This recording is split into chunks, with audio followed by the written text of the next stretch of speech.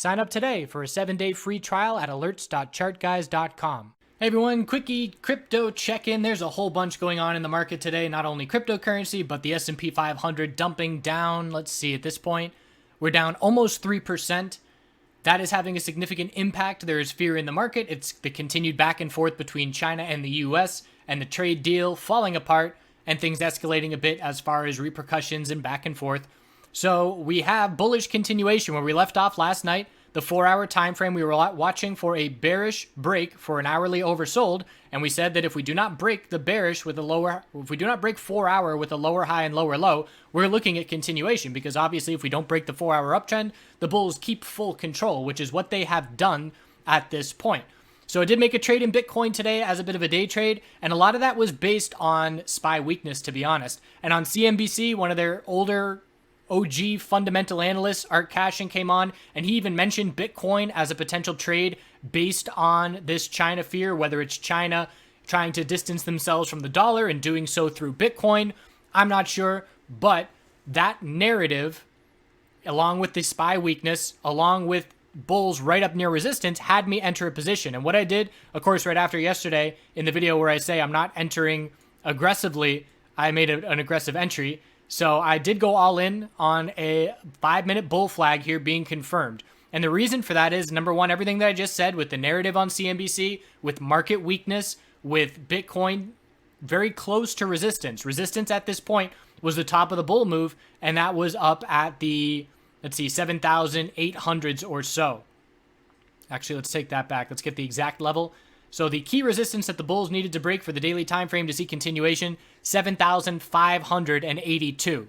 So my entry was based on this 5-minute bull flag, assuming that if we're going to see this bull flag confirm and break 75.43, that we're going to see stops trigger and we're going to get over that high of yesterday and we're going to push up a couple $100. That was my goal and my game plan. So I did go all in and did have a bunch of slippage on that break, but instantly started scaling out of my position within 5 minutes. And I put some at, let's say, 76.90, and then 77.49, and then 77.90, 78.90. I just walked up and scaled out. I currently have about 25-30% of that position left, and I'm using a stop loss under this level right here. If this level breaks, I'll be back to all cash, and that would give me about a 3-day maker as far as what I usually get, or my goal usually is with stock trading, and that's with a much smaller capital base. So a nice reminder for me of the significant follow through that the bulls can see on these big hype FOMO runs,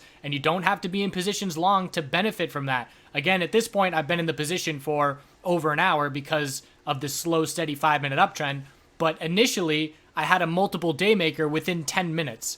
So buying into strength in a bull market and instantly scaling out to remain protective is definitely a strategy that I talked about last night in the video and something that I'm going to be employing going forward.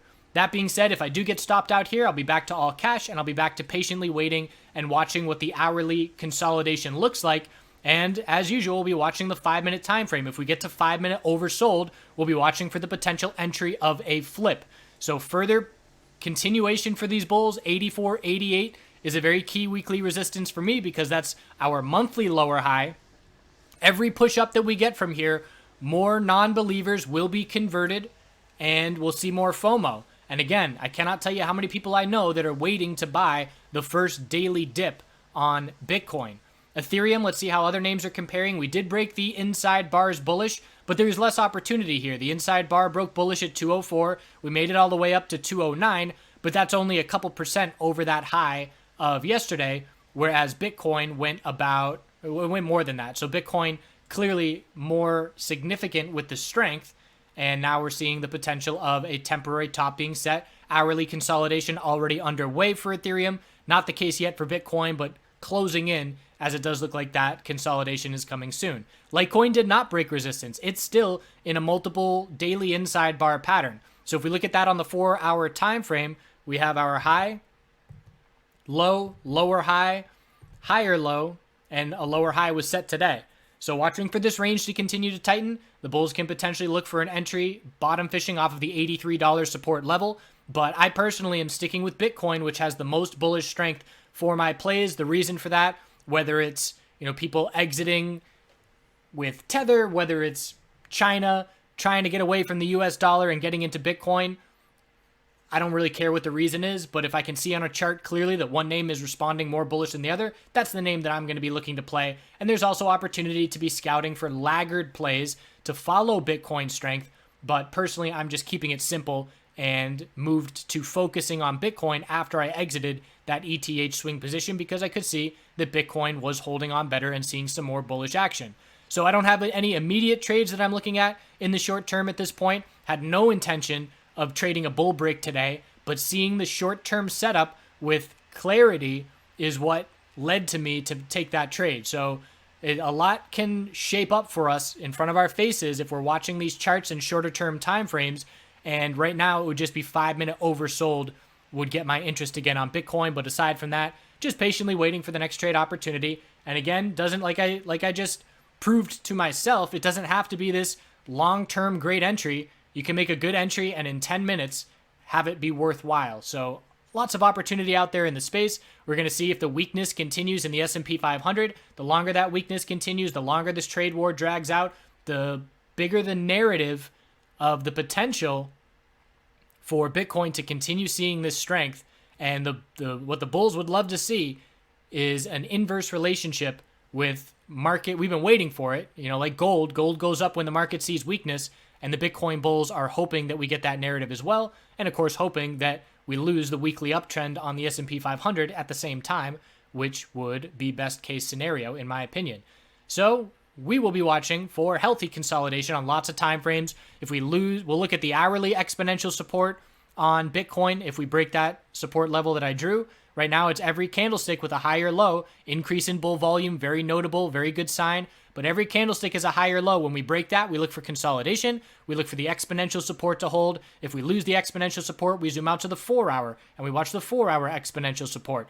Congrats again to the bulls overall. Very comfortable, and we will check back in as time allows. Ending it here, did get the first little video from Colorado edited. So it's Estes Park, the town right at the entrance of Rocky Mountain National Park. And the best part about it is we got a light snow. And it was a Thursday morning on the weekday. Nobody was in the park. Coming from Smoky Mountain National Park, which was so overcrowded, I wanted to throw up. It was really not a good experience. But here at Rocky Mountain, they get a million people coming through in a 6-week span at the height of the summer. But we must have seen a total of 100 people in the entirety of the park over an entire day. So ideal there. There's a bird in there. It looked like an osprey to me. It was trying to dive in the lake for fish. But I don't know if osprey are in that part of the country. So if anybody knows their birds of prey, let me know what that flash of a bird is. And then there's some mule deer in there. And that's that. Hope you all continue to do good things. Congrats again to the bulls. Have those game plans established. Bears keep getting run over here. So if you are looking bearish, make sure and use stops. And make sure and note the longer term time frames where we are just looking for higher lows to form. So if I'm looking bearish on the 15-minute time frame and saying, all right, when we lose the 15-minute uptrend, I'll go bearish, I better be aware that the hourly is just looking for a higher low because that's going to potentially limit the downside that we do see. So thanks again. Do good things. We'll see you soon.